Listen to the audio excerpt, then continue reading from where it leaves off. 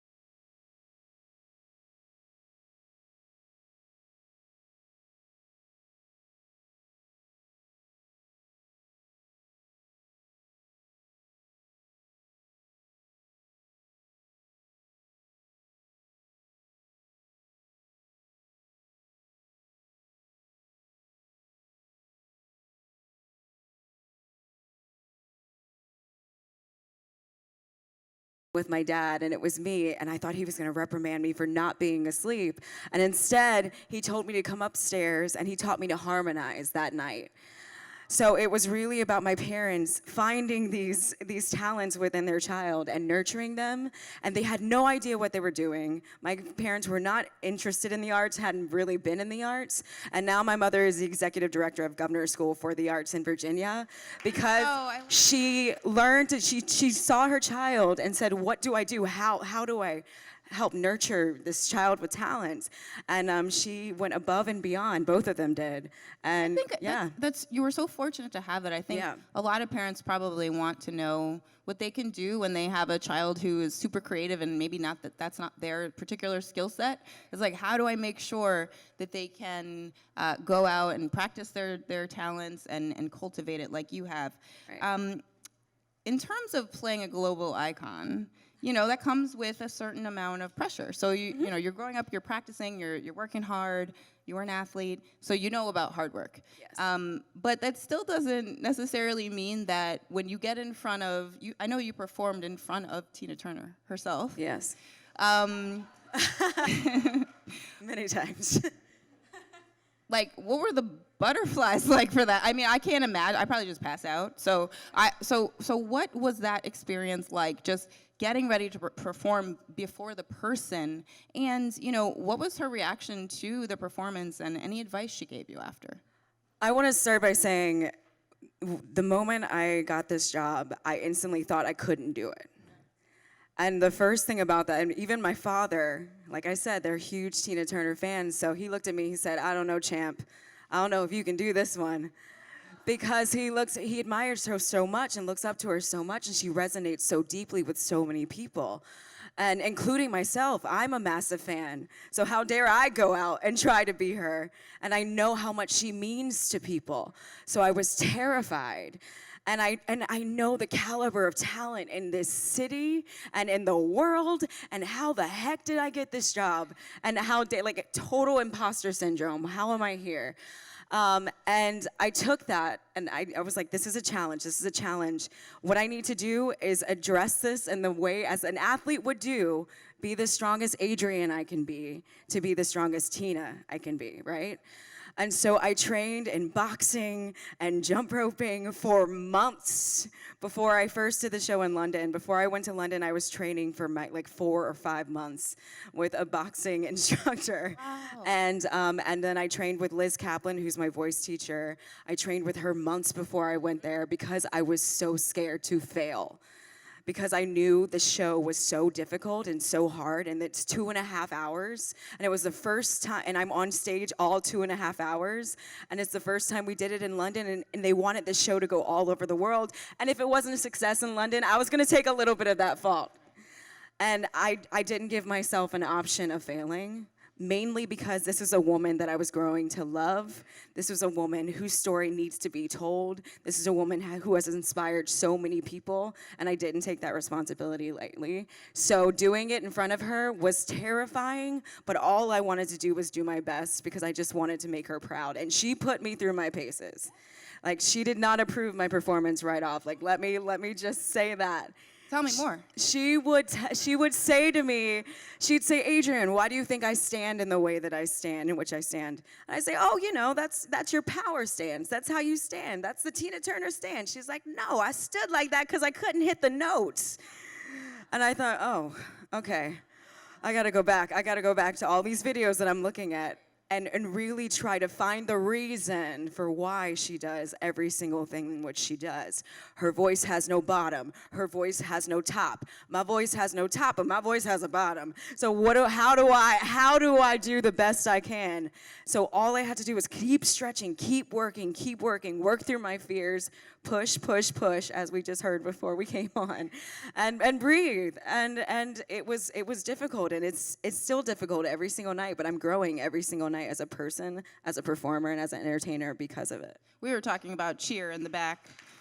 I don't know if you guys have seen the Netflix series Cheer, but you know, they're like, keep pushing. I mean, and there's some things happening on that where it's very serious. You mentioned imposter syndrome, which I'm certain everyone in the room has heard of that, and even if you haven't, you probably have felt that in a moment and you didn't know what it was. It's the feeling that you don't belong, you're somehow a fake, a fraud, you're faking it. Like, You don't deserve, that promotion if you're going to the big meeting. Like if I'm coming here today even, I felt like, okay, am I gonna be okay? Am I sitting right? Am I, all of those things. Like I think people look at you on the outside and they would see like, you're beautiful, you're amazing, you're successful.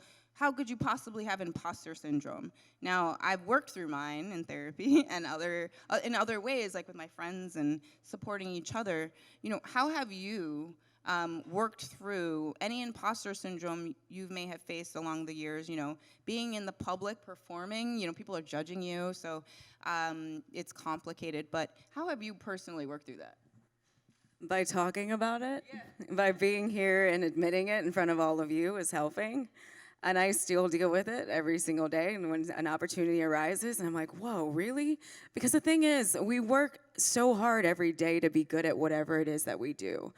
And when the opportunities come, then all of a sudden we're like, wait, what? Now we actually have to rise to the occasion? You want me to do that? And I thought, wow, this is actually what I've been working for. I know what I'm doing. I got this, actually. I just, all of a sudden, I'm scared because you're putting it in my hand. You're just handing it to me now. But you're not handing it to me. I worked for that. And I deal with it by talking to my friends, surrounding myself with people who support me and raise me up, and I help raise other people up if I can. And talking to my parents. My mother she answers my phone call no matter what, you know what I mean? And I'm really grateful for that support. Therapy, something I need to start and working to start this year. I'm big on therapy. Oh yeah, me too. Because I think it's like exercise for your mental health. Yes. It's like maintenance. You're gonna keep going and learn the tools to get through the hard times. Mm-hmm. It's just, I wish everybody would go. I wish it was mandatory. Yeah. Okay. That's my movement. One of the other things I wanted to talk to you about is a little bit more serious. So it's a hard pivot, but obviously we know that there are some, less happy times in Tina Turner's life. We've seen the movie. We know it from the real experience, if you lived through it, if you were old enough to have lived during that moment. What did you have to do to prepare to play a survivor of domestic violence? I mean, that's a very specific headspace. There are scientific reasons why that's a specific headspace. And so getting into that character and that part of who she is, because it's not a character, it's a person, what did you have to do to really go there? Well, one thing that I was really, really lucky and blessed, I guess I would say, is that she was so open about her journey and her story as she is with sharing it to the world. I had the opportunity to sit down with her and ask her any question I wanted about her domestic abuse. And what I learned is through her faith, she's a Buddhist, that is really what got her to the other side of it. And what I learned is that every day was a new day and a new moment for her to find herself and believe in herself and push herself one step at a time. And she's still dealing with it. And I think because I started to learn so much about her as a mentor, as a person, it was actually really difficult for me to find out one more thing that Ike did to her. Because she was no longer the entity of, she was no longer this entertainer that I looked up to. This was now a woman that I was falling in love with, in the sense of she was like an aunt to me, like a family member. Like I love her so much and so deeply. And in saying that, I realized that I'm only telling her story. She lived it and is still living with it. And because of that, no matter how I feel in my day, because even telling the story is very difficult, but I am able to disassociate and realize that I'm telling her story, and I can leave that at the theater. It hasn't always been that way, but now this is my second year. Bringing it to Broadway this is my second year of doing it, and I've gotten better at leaving it at work and actually learning how to take care of myself. That has been my biggest challenge in telling this story. So in terms of your self-care, do you have a specific routine that you follow every day after the show, before the show? Do you have a normal sort of regimen? I know that the schedule for Broadway is insane. I mean, you literally do a show every week and 2 on Saturday. Is that right? Yes. Yeah. Saturday and you Wednesday. Get 1 day off. Yeah. So not every day. But you're doing, and it's grueling. It's over 2 hours, singing, dancing, and you are the star. So what's your routine? One thing that I also wanted to do in this year was be more transparent about the struggles of working in this industry. As I said, I do the show 2.5 hours. I sing over 24 songs a night. In between those songs, I'm dancing, and in between those dances, I'm being thrown on the floor and doing stage combat. And I'm not using my own voice. I'm not speaking in my own voice. And what has happened is I started getting a lot of injuries, right? I have torn ligaments in my right ankle, torn ligaments in my knee. I got a herniated disc the night before we opened. Couldn't walk the night before we opened. And the pressure of, she's coming here tomorrow, how do I do this? And how do I not fall into my own depression about it? And feeling so bad that you need help. And telling people I need help, but I don't, but I'm supposed to smile because I'm grateful to be here, but I need help. And I've been better at that, and I have an incredible wellness team. Dr. Weiss, she's incredible, and her team. They help me every single week. Every single day during the day, I am in physical therapy or doing whatever I can to take care of my body and my voice and my mind, because that's a lot of pressure. And so I wanted to be more transparent about that. I was an athlete, and I've gotten more injuries doing this job than I ever did as an athlete because we have 1 day of recovery. One. Every single night I do ice baths or an Epsom salt bath. I'm doing every single thing an athlete does. So that's the best way in which mindset in which I can approach every role that I do. In my career in theater, I've been asked to do something I have never done before. I've been asked to do that 8 times a week, or for me in this show, particularly 6. And it's a challenge that I love and I embrace and I'm so happy to do. But also in doing that, I've had to learn how to take care of myself. It's so important. I think that, certainly as women and people who are conditioned to take care of others and be caretakers, we forget sometimes that we have to take care of ourselves, and you have to be really intentional about that. So after your ice bath, what do you do when you get home? I mean, it's a grueling schedule. So, do you turn on Cheer on Netflix? I'm always curious as to people who are extremely successful, how do they unwind? I mean, self-care, I feel, is something different. Or maybe it's the same thing to you. For me, it's the same, because I go home and all I want to do is eat everything in my fridge. And all I want to do is sit in the bathtub and read a book and go to sleep. I wish I could go to sleep right away, but I'm buzzing. If you haven't come to the show, you'll know why I'm buzzing later. And I'm just I'm just up for hours. And then I eventually knock out. Well, I think adrenaline is real. Yeah. I think I was recently watching definitely real. I think it was maybe Shakira. I was recently watching that concert or something. The Super Bowl? No, not the Super Bowl. It's like some live HBO special. I don't know if you've seen this. But at the end, she couldn't contain herself after performing because it's literally your body physically, the adrenaline is going nuts. I could probably run another mile. Yeah, probably. Have you ever done that? Heck no. Yeah, I didn't think that you would do that. I didn't think you would do that. We're officially out of time. I could talk to you all day. I'm so excited we both wore our hair big. I was so excited to see her hair big today. Self-love, embrace yourself. Yes. Love yourself for everything that you are. Everybody should embrace who they are. For everything that you are. Absolutely. Yes. So I love it. Thank you. Thank you so much, Adrienne. Thanks for having me. Adrienne Warren, the star of Tina on Broadway.